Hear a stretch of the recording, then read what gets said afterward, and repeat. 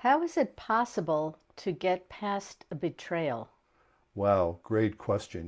This is, of course, what I work with in my practice as a couple therapist all the time. I once guessed that close to half of the couples that I work with are dealing with some sort of betrayal when they first come to see me. So, first of all, what do I mean by a betrayal? Or what do you mean by a betrayal?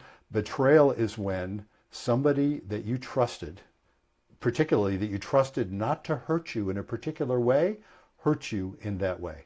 So, the classic example in working with couples, with monogamous couples, is when somebody cheats, when somebody has sex with somebody else that they're, not in a couple relationship with.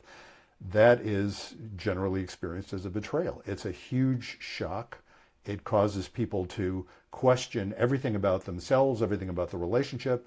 It's really, really difficult. So, how can somebody move past that? That's a great question.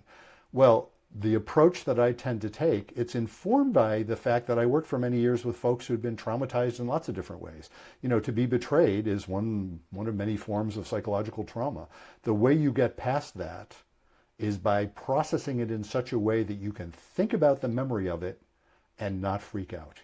When it becomes a memory, not a pleasant memory, but a memory that you can handle, when the memory itself is no longer dangerous, that's when you processed it.